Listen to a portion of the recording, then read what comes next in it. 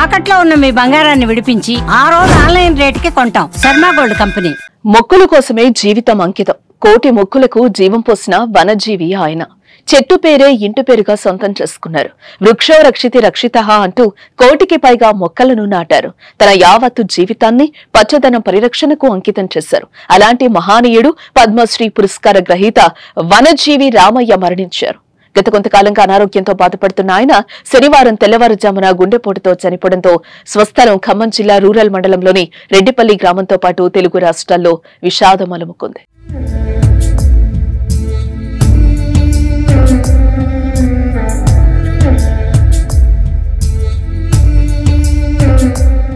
ప్రపంచవ్యాప్తంగా పర్యావరణ సంరక్షణ ప్రాముఖ్యాన్ని చాటారు వనజీవి రామయ్య.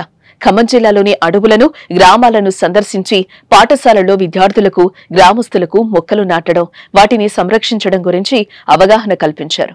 ఆయన స్థాపించిన వృక్ష నర్సరీలు లక్షలాది మొక్కలను సమాజానికి అందించాయి. తెలంగాణ ప్రభుత్వం ప్రారంభించిన హరితహారం కార్యక్రమంలో రామయ్య బ్రాండ్ అంబాసిడర్ గా కీలక పాత్ర పోషించారు.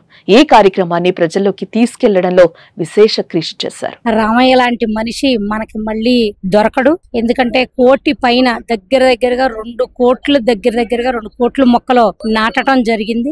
ఇంటికి వచ్చిన ప్రతి మనిషికి ఒక మొక్క ఇచ్చి పంపిస్తాడు. అతని అలవాటు ఏంటంటే ఇంటికి వచ్చిన ప్రతి వాళ్ళకి ఒక మొక్క ఇచ్చి ఆ మొక్కని జాగ్రత్తగా పెంచమని చెప్పి మరి మొక్క విలువ, మొక్క పెరిగితే దాని విలువలు ఏంటి అనేది ప్రతి ఒక్కరికి చెప్పి పంపిస్తాడు. ఆయన చేసిన సేవలకు గాను కేంద్ర రాష్ట్ర ప్రభుత్వాలు ఎన్నో అవార్డులు అందించాయి. 2017లో ఆయన పద్మశ్రీ పురస్కారం అందుకున్నారు. మహారాష్ట్ర ప్రభుత్వం వనజీవి రామయ్య జీవితాన్ని పాఠ్యాంశంగా ప్రవేశపెట్టింది.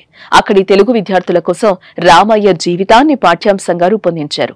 9వ తరగతి తెలుగు పుస్తకంలో రామయ్య జీవితం పాఠ్యాంశంగా బోధిస్తున్నారు. ఈ రోజు ఆయన మరణంతో ఆ చేతులు నాటిన మొక్కలు కన్నీరు పెడుతున్నాయి. ఈ రోజులు మీరు చూడండి, ఎక్కడ 100లో ఒకడు కూడా దొరకదు. అటువంటి వ్యక్తి రామయ్య ఒక్కడే ఉంది. ఎప్పుడు కూడా నేను చూసేవాడిని చాలా సార్లు. మా ఇంటి దగ్గర మొక్కలు వేసినప్పుడు కానీ రామయ్యతో పిలిపించే నేను మొక్కలు వేయించుకునేవాడిని. ఆయన మాట్లాడే విషయంలో ఎవరిని కూడా విమర్శించేవాడు కాదు.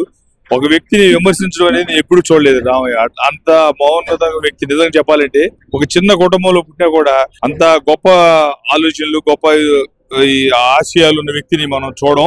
వనజీవి రామయ్య మృతి పట్ల రాజకీయ ప్రముఖులు, ప్రకృతి ప్రేమికులు, సామాన్య ప్రజలు తీవ్ర ఆవేదన వ్యక్తం చేస్తున్నారు.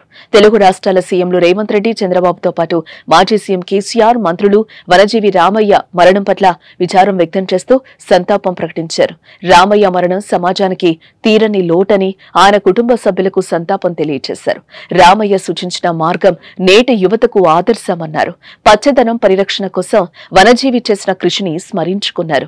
వృక్షో రక్షితి రక్షితః అనే నినాదాన్ని తన శరీరంలో భాగం చేసుకుని కోటికి పైగా మొక్కలను నాటి ప్రపంచానికి పచ్చదనం ప్రాముఖ్యతను ప్రచారం చేసిన వనజీవి రామయ్య లక్ష్యం మహోన్నతమైనదని కొనియాడారు. నాన్నగారు చనిపోవడానికి రోజు యాక్టివ్నే తిరుగుతాడండి. పొద్దున సాయంత్రం నీళ్లు పోయడానికి, మొక్కలు నాటడానికి వెళ్తూనే ఉన్నాడు. అంతే. ఒంటి సమస్య అన్నది మాకు భయం లేదు. కానీ ఆయన బయటికి వెళ్ళినప్పుడు లగేజ్ చేసుకొని పోతాడు. మొక్కలకి యాక్సిడెంట్ అయితే ఆయన భయం తప్ప ఇలాంటి స్ట్రోక్ అన్నది ఇదివరకు ఉన్నాయి. 2 సార్లు స్టెంట్ వేసినాం కానీ ఆ భయం లేదు. అంటే యాక్టివ్ తిరుగుతాడు, మంచిగా ఫుడ్ తింటాడు, తిరుగుతాడు. దానివల్ల మాకు ఇబ్బంది లేదు. కానీ సార్ అనుకోకుండా నిద్రలో స్ట్రోక్ వచ్చి తెల్లారగట్ల లేకుంటే లేవలేదు. సడన్ గా భయం అయ్యి హాస్పిటల్ తీసుకుపోతే ఆడ కన్ఫర్మ్ చెప్పారు.